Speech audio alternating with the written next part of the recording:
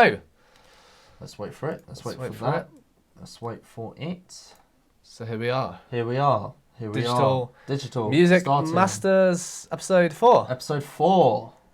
And today's episode, this week's episode rather, is What's it's about mastering. Mastering, not mastering. AKA mastering. Mastering. So in the south of England, you say mastering. The north of England, you say mastering. Yeah, where I'm from, we say mastering. But, you know, up here, which in fairness is now where I'm based, we say mastering. Mastering. Mastering. So thank you to everyone that's just joined us. This is Digital Music Masters episode 4, live Q&A section. So if you've got any session. So if you've got your comments, questions, feedback, anything to do with music production, let us know, and we will try our best to answer it. Today we're theming this about mastering. Mastering, yes. So if you do have any mastering questions, let us know. I've mastered for many clients in my career, and I've faced the odd challenge, and you know, I've overcome a large percentage of those, I suppose. And you know, especially with client stuff, you know, with clients, every client has a different expectation on what mastering is. Yep. What to expect out of mastering, what to expect on the other end of it. And because mastering today is different to what it was 20 plus years ago, you know. So yeah, you know, expectations do differ. And that's it, yeah, you know. So if you're watching this and say you make your own electronic music, do you think it's a good idea to master your own tracks? Or do you think it's better to hire a master engineer? Or use that mastering service that you love online? Lander, is it called? Okay, so are you asking me? Yes. Okay, all right, good. All right, so what's the first question? If you make your own tracks, should you master it yourself? Should you hire a professional, or should you use an automated system that does it for you? So this is my answer, and it kind of answers all of them at the same time. You should already have a mastering engineer. What do you mean? So you should have someone even that you if work you've got with. Nothing to master. Okay, yeah. Someone that's a professional that you trust and rely. You should know someone. Kev. Hey Kev, how you doing? You should know someone who's a mastering engineer. Okay. Someone that you trust. Yeah. And you should. Someone that you know that you can have an open line of communication with early. Someone who, you know, I don't want to go into biased territory because this is kind of how I run business, but like, I advise, you know, based on my experience with clients and what the value that they get out of, you know, our services, is that, you know, you should team up with someone, find out who your mastering engineer probably will be early on, team up with a mastering engineer. More often than not, they'll be more than happy to give you advice in general, because mastering engineers are audio engineers.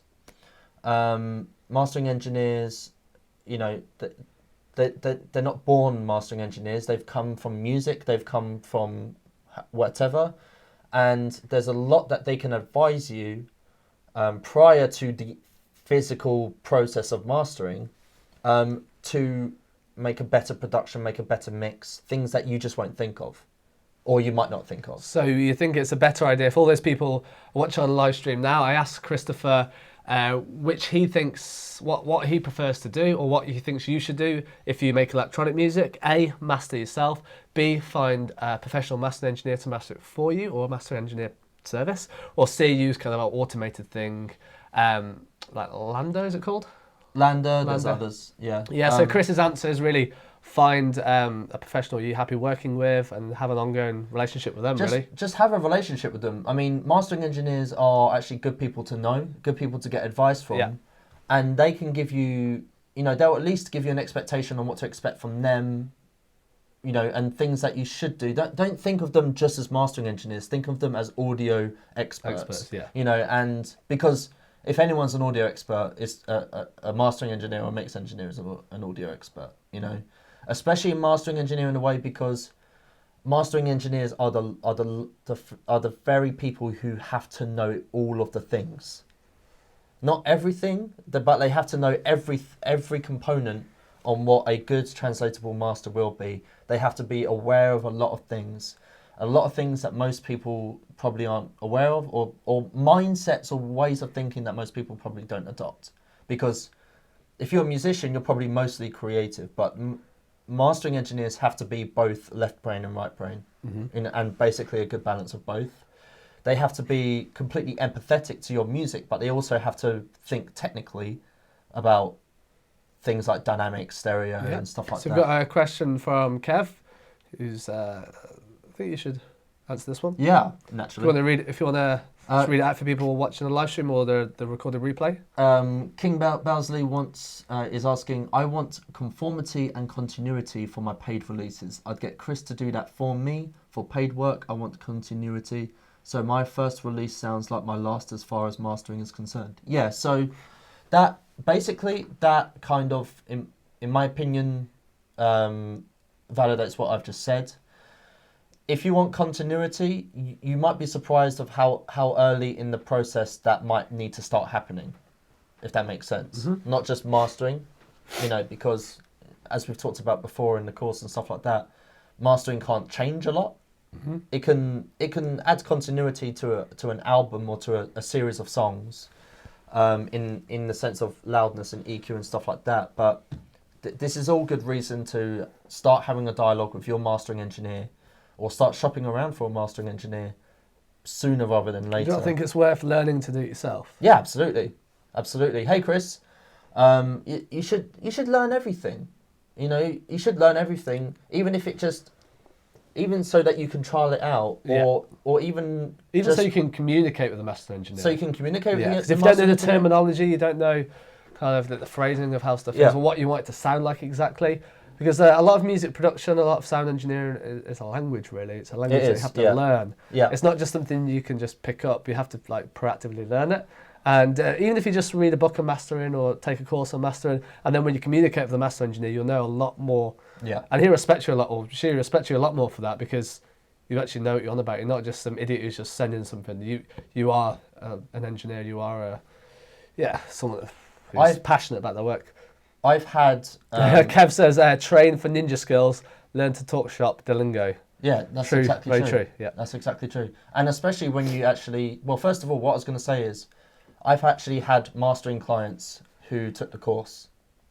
Okay. And they've actually said to me in emails, during the process of me providing a mastering service, said, oh yeah, you said this in the course, so I did that. And it allowed me to make a better product for them. Yeah. Because they learned the process and what mastering is and what it isn't. Yeah. So they had a better expectation. So that actually, the service I was able to provide for them, strangely enough, was actually better and more fluid for them actually taking a mastering course. My mastering course, specifically. I love mastering one tune, but don't feel confident for an EP, an album, or a second album. Yeah, cool. So that makes sense, actually, because the mastering engineer won't have a favourite song. Or they won't have a song that brings up more emotions like it does for you, where one song might have been just a pain, like a troubled kid. I think if it's your music, you're emotionally attached to it. You might not want to disrupt it because I love this bit reminds me of such and such. But when it's another person listening with a different set of ears who has no emotional attachment to the music, they're just going to do what's right for the track rather than...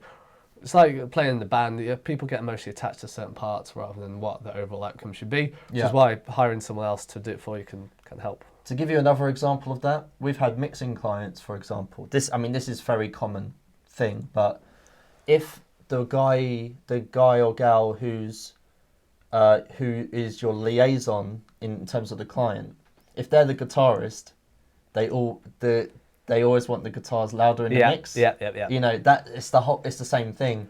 If you just have more of an emotional attachment to a particular song, because the mastering engineer's job isn't to master a series of tracks, it's to master an album. Yeah. I mean, they're actually applying processing on each track, but with a holistic mindset, with an album mindset. but their job is just to make that experience of listening to the album one continuous piece of music.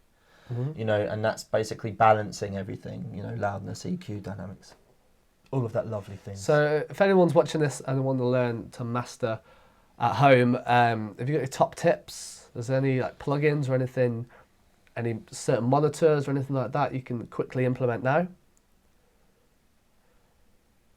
Kev on the live streams. Yeah. Oh, that is so good. That is so. King Belzy said, "What do you mean? You don't like my extended lead solo?" That is so real. So have you got any like quick, easy tips? Obviously, this is kind of learn the skills and implement it slowly. But have you got any top funky tips anyone could do at home? There's that TDR Nova. TDR Nova. TDR Nova, almost. TDR Nova is my ultimate tip. No matter what we're talking about, whether we're talking about production. It's a dynamic. I've only really used it as an EQ. It's a dynamic EQ. Right? Dynamic EQ. What else does it do? It's a compressor. It's also an EQ. It's also a mid-side processor, and it can actually use it. It's set up as a multi-band compressor as well.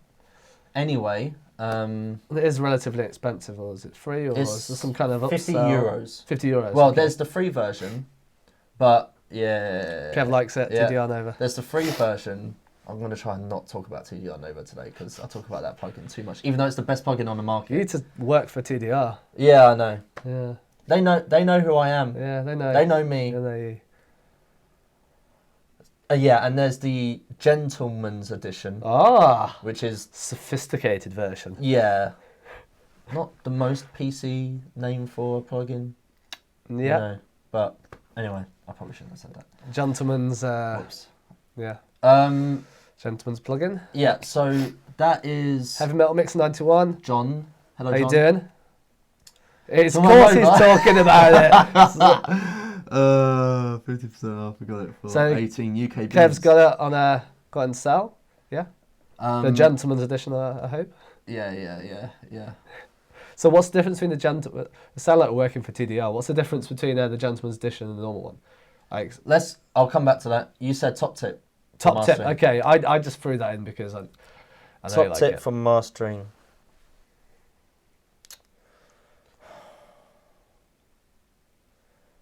I don't know. It's actually really difficult. Okay, wait. I'm a mastering engineer. I have a mastering course. I should be able to come up with a tip. I want one that is just easily. Oh yeah, of course. But it's so easy. Learn how to use all the stock plugins rather than chasing the shiny new third-party ones, perhaps.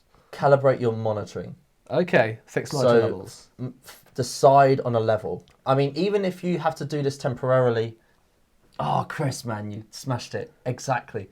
This is one of Ian Shepherd's mantras, which is do no harm.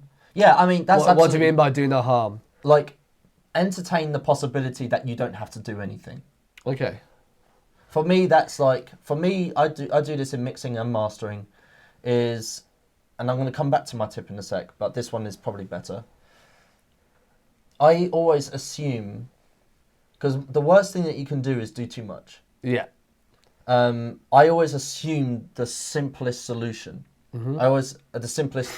I'm like, what's the easiest way to get this done? What's the most minimal approach that I can do to go forward with this, whether it's a mix or a master? Because if I adopt that mindset, I won't do too much. It's actually allowed to say the word gentleman.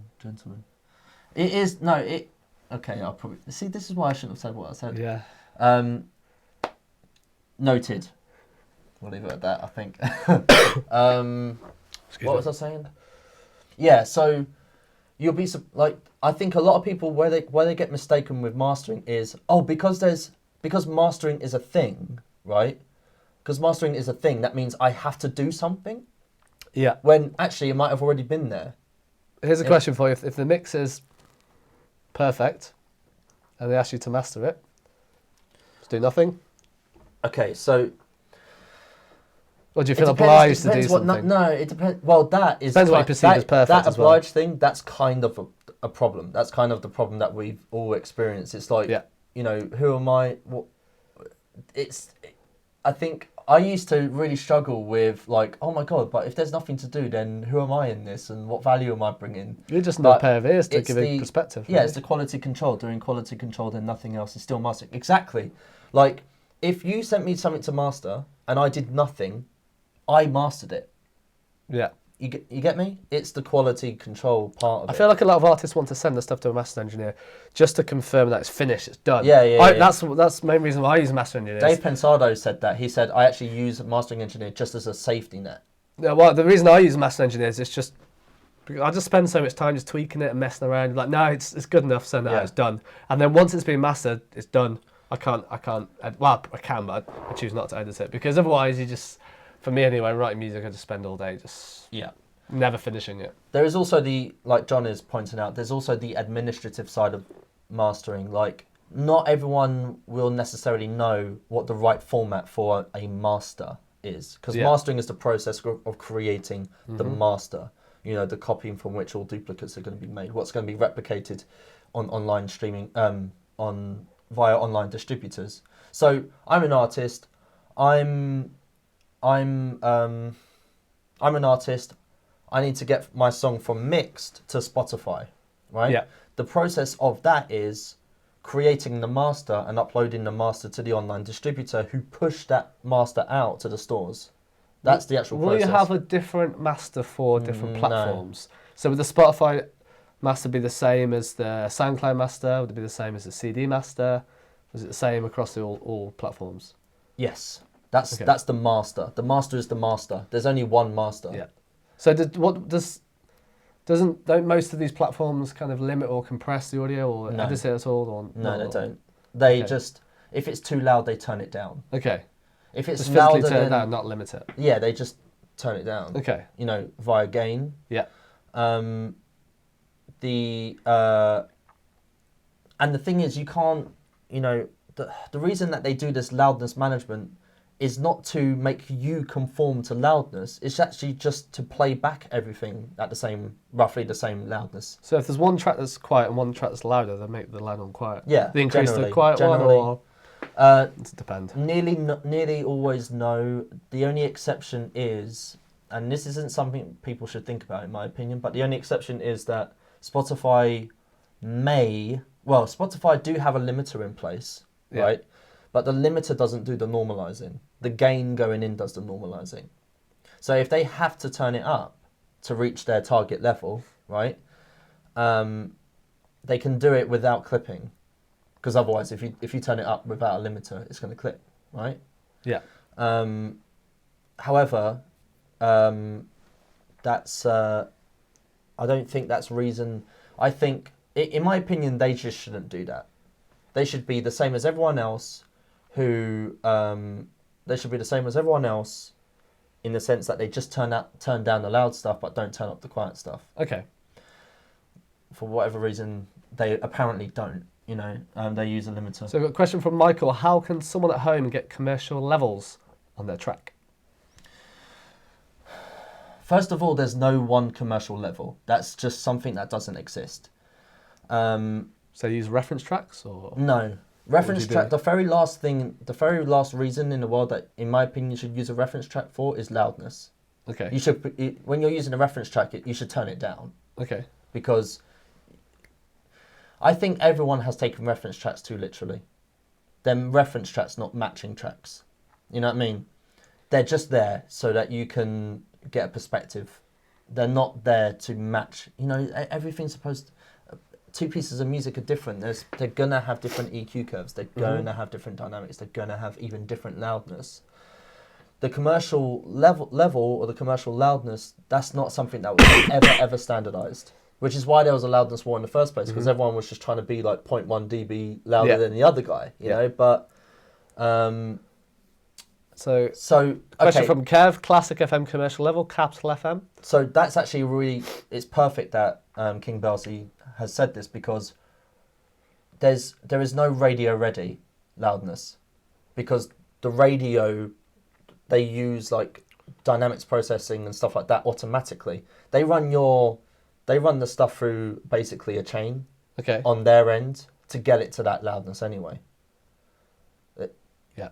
And they all do it differently. They all do it to different levels. You can't just, you can't just go, oh, apply the classical FM preset to this and it'll be classical FM. They're already doing that, You should just work to making the master the right dynamics, loudness, and EQ that it should be, and each company has their own levels. Yeah, exactly. And they take care of that. They all take care of that. And guess who else takes care of that? The listener.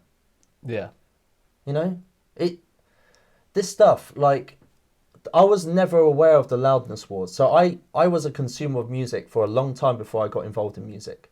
But I was never aware of the Loudness Wars until I was in audio engineering. Yeah. It's so much more of a narrative than a reality. Me, when I used to listen to music on my CD Walkman or my stereo at home, changing the volume was just something that you did. It never ever occurred to me that that was a problem. Especially when you go from physically one CD onto another. Yeah. Just Yeah, absolutely. Not only do the online platforms have different levels, but also their algorithms could change and levels to... Exactly. But if you master to what is musically correct for your music, dynamics, loudness, EQ, stereo-wise, you will never, ever go wrong. That is timeless master right there. But if you go, oh, it has to be minus 14 LUFS because of Spotify, which isn't actually true, then you might make a decision that is musically incorrect. And then when they go, oh, no, today we've decided now it's minus 16 LUFS, you were never right in the first place, and you're definitely not going to be right going forward. Yeah. But if you master to what's correct for the music, some stuff is supposed to be quieter. That's why they shouldn't turn up the quiet stuff. Yeah, they should probably turn down the loud stuff, because users complain that, oh my God, the difference in loudness on streaming platforms is annoying, which is fair enough because you're going from one song to another. But on CD, I never understood the CD thing. You got to change the CD. Yeah.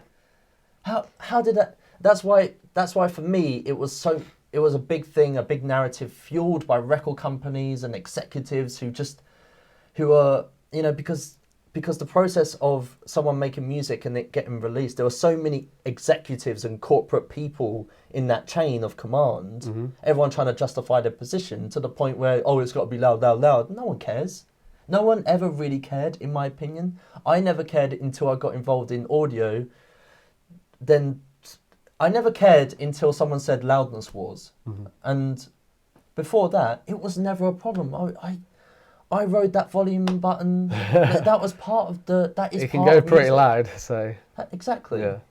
That was part... I mean, however, should you ignore loudness? Absolutely not. Loudness is just like dynamics EQ. It's important that you find what is musically the correct loudness for the music. It's just as important as what is the right balance between instruments, what is the right dynamics for this vocal. It's a musical decision that you all need to make in mastering, that we all need to make in mastering, because loudness is so much more than just what LUFS value or what RMS value is. How does it sound? How loud does it sound? Does it sound like the right loudness? Because loudness, there are different types of loudness. There's the loudness that it is, the loudness that it feels, and the loudness that it sounds, and this is only based on the artistic merit of the music itself, not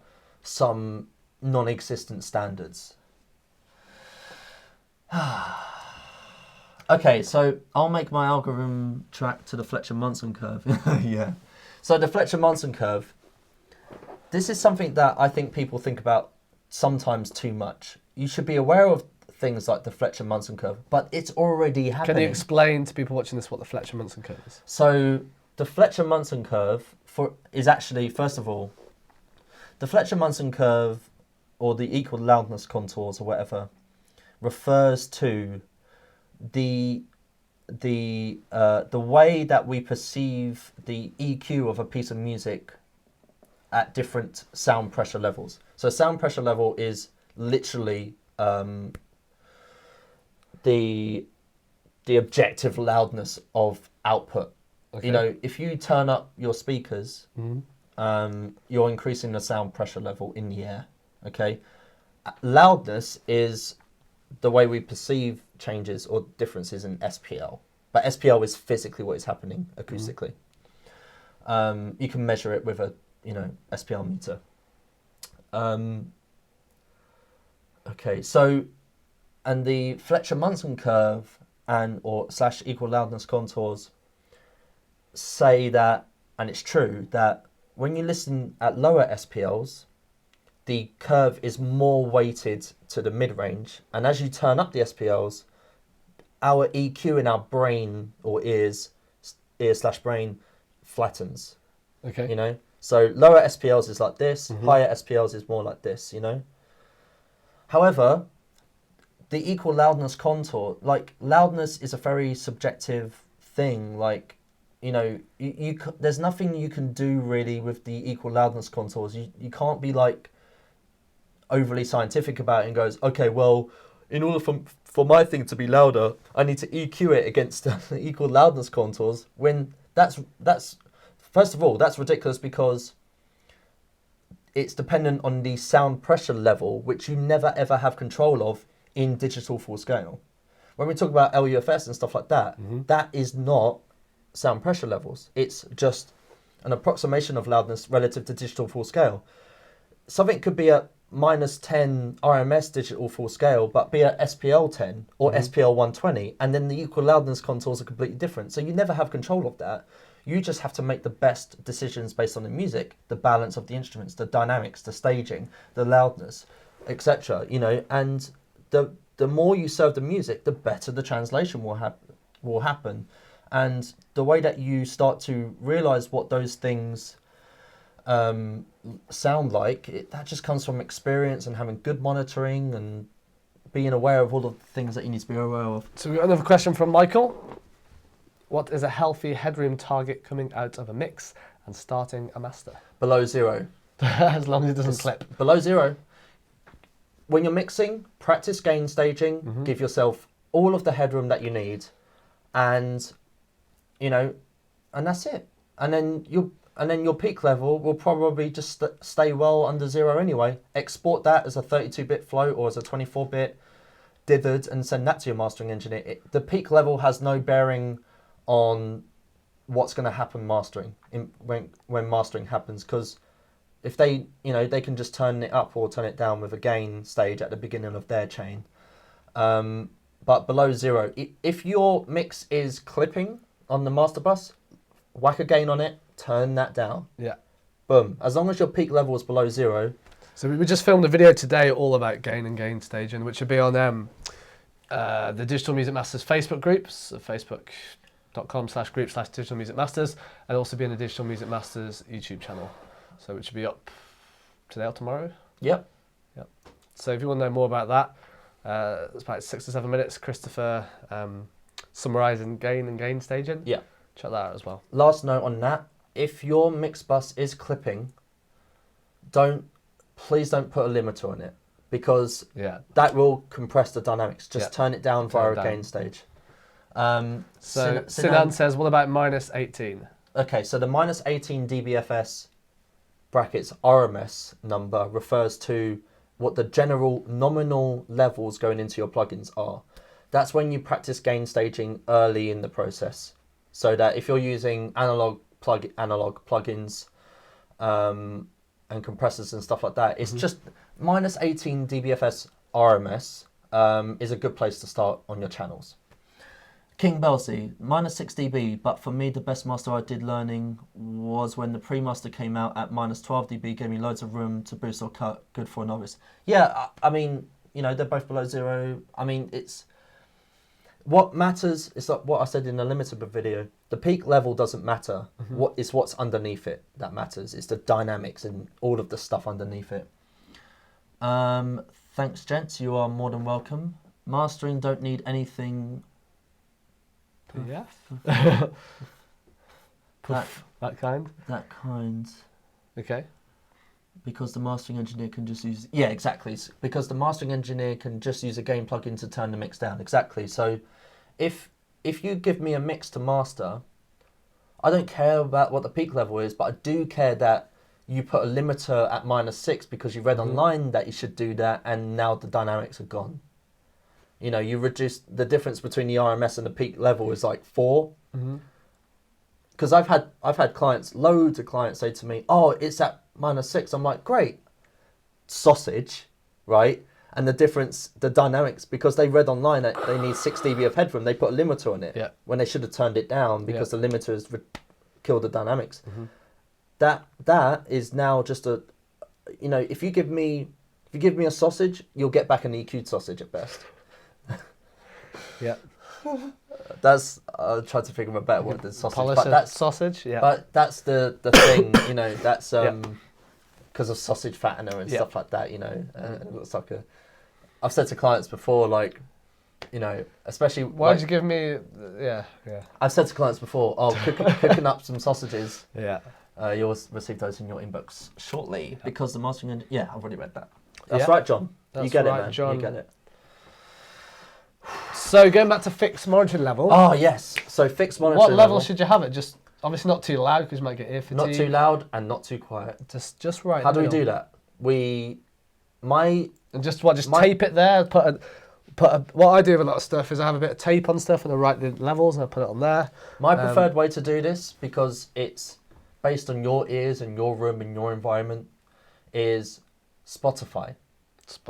So Spotify. Interesting. The good thing is you did talk about this in the mastering course, didn't you? The good thing is Spotify. I do have a blog about this on loudnesssound.com/blog, but the way to do this is go to Spotify, make sure that volume normalizing is on, or audio normalization is on in the settings. Okay. That's the thing that's when Spotify goes, that's this loudness, that's this loudness, that turn that, you know, and they're all the same loudness roughly. Make a playlist, songs that you love, songs that you know are produced very well, and shuffle that playlist for a good hour or two, and adjust the output on your monitoring until you're at a comfortable loudness. Your listening level. This is the loudness, and I'm saying loudness by ear. You change it until you go, right, everything is at a comfortable loudness right now, because Spotify have taken care of the relative loudness between the songs.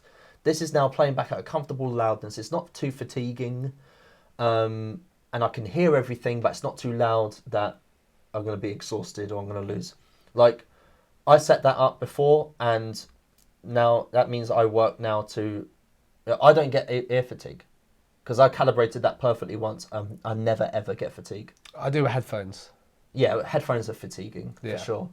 But if you fix the level, you won't ever get fatigue. It's the best thing. Because I've tried the K system before, but that's loud. And it might be on paper the correct thing to do, but no thank you. I think you listen to stuff a lot quieter than me. You always tell me, oh, can you turn it down? Can you turn it down? But exactly, that's the subjective difference in loudness right there. The K system can't... It says, oh yeah, it should be 86 SPL because of equal loudness contours that weren't made using your ears and brain, by the way. They were made years ago. You know, that's some bad slang on my part. Donkeys. Ears. Donkeys it's ears. Cockney rhyming slang. Yeah. Whoops. So anyway, I'm gonna stop talking about that. No, I'm not actually. So you do that. You find that comfortable loudness, right? You close Spotify and then you master. You don't change the output level. You master. If it's quiet, you'll know it's quiet. Just don't ever change it. Yeah. Then turn it up and then... I know people have actually like put tape over the knobs and dials and stuff. Yeah, like I've done that. Blue tack on it so I've done that. I've yeah. literally physically obstructed myself from changing it, even though I want to go, you know. A little bit louder, no. But the good thing about that is, if you constantly listen at one level in the same spot, in the same speakers, you will internalize what dynamics and EQ should sound like over a long period of time. And then when you open up your project, you don't need reference tracks because you've already done the referencing. You don't need reference tracks. You just open Logic or Pro Tools or whatever, and then you just go, that's too quiet. Turn it up. Yeah. You know? And then you won't be thinking about the gain reduction that the limiter's doing, because you already have an internalized limiter loudness goal. So many people go, oh yeah, it shouldn't be 5 or 6 gain reduction on a limiter. That's too absolute to be true. You need to know what your loudness goal is, and because you set it up with Spotify, it's very likely that you'll naturally get to a place that just fits in Spotify anyway without bothering about LUFS levels. Yeah, know the LUFS levels, but don't aim for one. If your integrated level is like -30 integrated, then something went wrong, probably. Unless you are mixing and mastering a ridiculous piece that is classical / folk / some other stuff that isn't popular music, then, you know, those numbers are there for a reference. Meters and stuff like that, they're just supplements, you know, but our ears are the way. Any tricks to make a thin track and give it bigger, fuller sound? A question from Michael. Okay, so... For mastering or for mixing? Do you mean track like a vocal track, or do you mean I think like I think he means tracks. So stuff like you can use like Doubler by Waves, which is a pretty cool plugin. Or you can do that stuff yourself, like even chorusing and stuff like that, where it duplicates the signal and basically modulates one version of it and have a parallel mix slightly at a time, pan it. All of that stuff thickens it up. A bit of reverb. You do reverb, right? Bit of delay. Put to like an amplifier, a distortion, anything. Parallel processing is great for thickening stuff. That's what I mean. I was doing in one of the mixes in the vocal course. I did, because it was a rap vocal as well. I did an octave below it. Had that in its own fader. So you mix it with an effect. Yeah. And without, obviously. Yeah. It really depends on the stuff. But for a master track, I don't know. Well, you wouldn't really try and thicken it up as a master.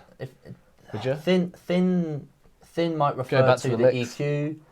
Thin might refer to the fact that it's thin stereo-wise. If there's zero stereo information on there, it's going to be difficult to create a natural sounding stereo image out of something that isn't stereo. If there is some stereo information, you can increase the side channel or the difference channel, which will make those differences more apparent. You got to be careful with that, especially on low end material, depending on the type of music that you're making. But it's all about when it comes to thickening stuff, it's all about making slightly varied versions of the same thing, whether it's in width wise or just general thickening. Like you could, with a vocal track, for example, you can have a parallel of it going panned a bit to the left, but it's detuned by like 3 cents, and the same again on the right, plus 3, 5, 6 cents, anything that involves duplicating it, making slight variations and summing it back together again is going to make a wider thing. I do it with snares. I'd layer several snares and I put some slightly before, slightly after, just mess with the timing. Yeah. Obviously you can do... Like if you draw a straight line, if you draw a straight line on a piece of paper, that straight line's thin. But if you draw more fainter lines around it, that line starts to get thicker. And that is the best analogy I can think of so far. Cool. Thanks, Michael. Awesome. Glad to know that we're on it. That's always good to know. Like a car bonnet. On it like car bonnet. Yeah. On it like... Okay. I don't know. Everyone's got any more questions, leave them below. Next time, water. We need water. Water, yeah. Because I'm getting dehydrated. I'm quite ill today. Thomas is ill today. To tell. Yeah, I'm going straight. So I thought we'll talk about mastering today because Christopher can do most of the talking because he's a very experienced mastering engineer. Yeah. Mastering is not... I don't think it's the dark art that a lot of people think it is. I think a lot of people are terrified of mastering. But I used to be. I was like, send to someone else and pay them. Yeah, I mean, it's good that people are not terrified, but it's good that you're terrified of mastering. But it's good that you care enough to be terrified about it, because you have to be. Yeah, when you don't know what's going to happen to music, it's your little baby, isn't it? And because once it's out, infinite myriad of variables are at play. Just because it sounds good here doesn't mean it's going to sound good, when rendered down to 64 kilobit MP3 on SoundCloud, playing through some earbuds when they're when they're in the car outside or something like that, or outside, and there's lots of noise and stuff like that. How does it make you feel that a lot of music's consumed on phones now, on phone speakers? Is what it is. I mean, it's just.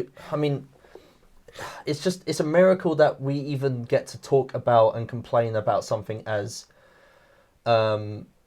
as wonderful as music is in the first place. Yeah, you get pretty annoyed at me listening to music on my phone, right? I do a little bit. Yeah, but Quite a bit. we bought this Bose speaker the other day, which is quite good. So that's better than step up from phone. Yeah. Yeah. I mean, I'd rather be in here listening to my Bowles and Wilkins, but that's not always practical. No, not always practical.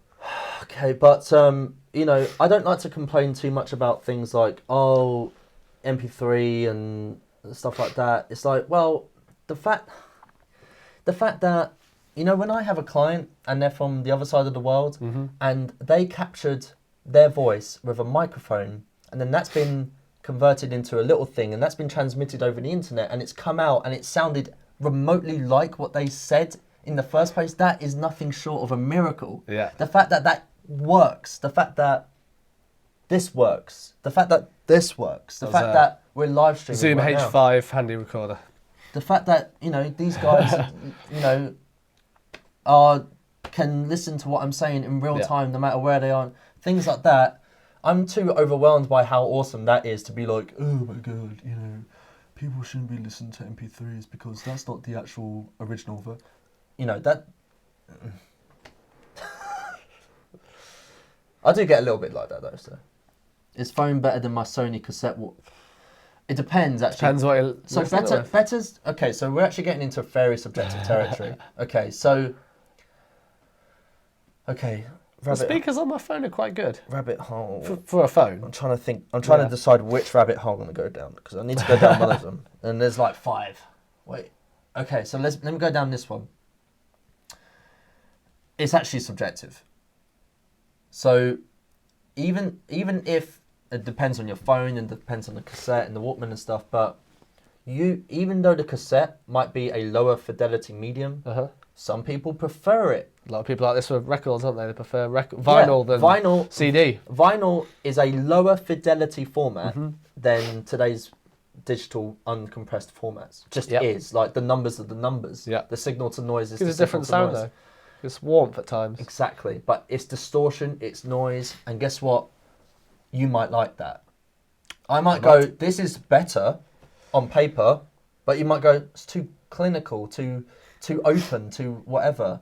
I like this, warmer, saturated, even though it's lower resolution, lower fidelity, lower dynamics, lower signal to noise, lower headroom or whatever. You might prefer it. That's how subjective and random this stuff is. You know? We were listening to a track earlier, that Taking Back Sunday track. Yeah. And I used to hate this song because the singer sings kind of sharp at points. But as a piece of music, it's fine, it's great. But when I was younger, I couldn't comprehend that it was like slightly out of tune. I thought it had to be perfect. Everyone has to be perfect. When you mature a bit, you realise it's about the final outcome. It's about the piece of artwork, rather than it having to be it's art. mathematically correct all the time. There can be a huge disparity between what is objectively correct and artistically right. Yeah. You know, what are some mix mistakes you see that you can't fix in mastering? Most of them. All of them. Nearly all of them. The vast majority of them. The singer can't sing. Can you fix it in mastering? Yeah. If the drummer's out of time. If the vocal is way too quiet, the very best that I can do is an EQ. Find that frequency and boost it. But it's not really that much. But a vocal, for example, a vocal doesn't have a frequency. It has loads of frequencies, which overlap with everything else in that band. Maybe if you're singing like falsetto, really, really high, but most people aren't. And there's no other instruments apart from the bass. Yes, just the bass and falsetto. But even then, the harmonics of the bass are overlapping into the vocal range. I can't turn down the vocals in mastering. I can EQ the most prominent band of the vocals, but even then, it's got harmonics going into infinity above that. You know, so all of them, basically all, like, apart from, you know, in mastering, if I think it just needs more presence, then an EQ will do it. If the best thing that you can do in mastering is fix something with less compromise than profit. Okay. You know what I mean? Then benefit. That's all. That's what you're doing in mastering. Is like, does this give me enough benefit? Does this give me benefit in excess of the cost? Am I in quality profit, by making this EQ movement? You know. Mhm. So none. None. Yeah. I'm gonna go with nearly Almost all of them. Wait, none. Yeah. Okay. Yes. Yes. So anyone else got any more questions about mastering? I've enjoyed this one, but I'm biased. Very biased. Christopher loves the old mastering chit-chat. Yeah, we do have a course all about mastering. We create together in Logic Pro 10. So if anyone's interested in taking this course, head over to digitalmusicmasters.com. Yeah, you can gain access to this course via here and also to our Academy program. But if you've got any more questions, leave them there before we head out. If you want to know, any more top tips you can think of the top of your head. What monitors do you recommend? Anything like that? Deep question, but say you've got a couple hundred bucks or pounds. What monitors? Or would you say it's best to treat the room? Yes. And better to have average monitors and a well-treated room, and then vice versa. It's better to know than what your problems are and solve those. Your problems might be, and probably are, room and monitoring, but you can't just. Every room is different, has different dimensions, different problems, especially depending on where you are in the room. You have to measure and then improve. Yeah. You can't just improve blanket, because you actually might make things worse and spend a load of money. Yeah. Just putting stuff on the walls and in the corners isn't necessarily solving the problem. You have to know the problem for. I've said this. Yeah. For me, I'm kind of a creature of comfort. I always use the same headphones, same monitors. I've just been using them for years and years and years, just because I'm used to them. I know what music sounds like. Knowing your monitoring is. I don't want to upgrade. Is at least as important as anything else. I know what music sounds like through them. So. But your monitoring might have a deep null at 180 hertz, which means there's basically nothing there. One thing that I've done prior to fixing the room is I load the EXS24 in Logic. Okay. Load no samples, because it just plays back a sine wave, and I just play sine waves chromatically until I find nulls and peaks. Yeah. Sometimes it goes, it's really loud, and then it's null, and then the next one's a null. Or sometimes what you get, if things are really bad, is you get a one note, which basically means the next note, the semitone up, doesn't exist, because the one below it is so resonant that it basically resonates at the same frequency and it sounds like the same pitch. Interesting. Just because the standing wave is so prominent that it's affecting neighbouring frequencies. I've said that in really layman's terms. That was layman's terms for that. Yeah. That's how complicated this stuff is. So, just if you find a reputable acoustics company, they will give you a free consultation. It's in their job, like mastering engineers, to help you. Like a friend of ours is building an outside shed studio at the moment, isn't he? And he hired a professional to do that. Professionals are professionals for reasons. I'm not a professional acoustician. Acoustician, is that a word? Acoustician. Oh, okay. But new word of the day. But I've used them, so Right. Let's stir it up a bit. What's your opinion of Ozone? Ozone is technology. Lander is technology. I don't have any emotional. I'm not. Is it a good starting point, or neither here nor there? It's not. If it improves it, use it. If it doesn't, but if it improves it, I'm not really big on that advice, because. Do you think it's better to have a real human there? You can easily be fooled. Loading a preset loading a preset that makes something louder might sound better because it's louder, but it's not better. It could be worse. Right? You can too easily be fooled because of various biases. But what I'm keen on the idea of such technologies helping you and teaching you, helping you learn things that you might miss. But the expectations that a lot of people have around it, I think, is incorrect. It will do it for me, or it's always right. You should still have the audacity to say the robot is wrong this time. Yeah. It might be correct, but artistically, I want that a bit. I want it to have a bit too much of this. Or I think a bit it's too better little to of that. learn how it works yourself and then implement it Yeah, step I by think- step rather than just banging on presets. Yeah, I think, It depends what I think, it's for. I think learning the art of something, like none of these things, mixing or mastering, none of these things are out of your reach. None of them. Yeah. You can learn them. They're, if you have a pair of ears and a brain and the ability to consume information, you can learn these things. That's what everyone else did. That's what I did. That's what Chris did. We all learnt it, and you need to commit yourself to lifelong learning, and you'll just be happier. Even if you do outsource that stuff, or even when you do use this technology like Ozone that will help you master stuff, you will have a much better understanding of the things that it's doing if you learn it. But it doesn't replace you learning, and it doesn't replace you trying. It doesn't replace your knack for making decisions. It doesn't replace you and your taste and what your artistic vision for your art is. Nothing can take that away from you. It can help you, but rant over. Rant over. That was a big rant, though. That was good. It's good. It's tempting to just to whack on the preset, you know what I mean? But Don't do it. The dirty fix. Don't do it. Dirty fix. Dirty high. No, Learn how to use it. But even me saying don't do it is too absolute. Do it for the right reasons, but I would say backwards But engineer everything. Have a look Yeah. at what it's doing and work it out step by step, and then try and tweak and implement it there. but don't be afraid to take a step backwards and discard what you did, because look, Like- you're learning. You're just learning. I use a lot of I use a lot of presets, but they're all presets I've made myself. For example, in this room, if we do a voiceover, that microphone there, I don't know if you can see it, that RE20, we have it in the same place, the same speaking, the same voice, the same levels. So I've made a preset for this room, and I'll bang on that preset.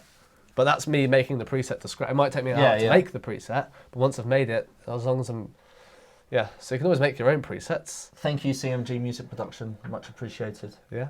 Another thing that I was going to say was,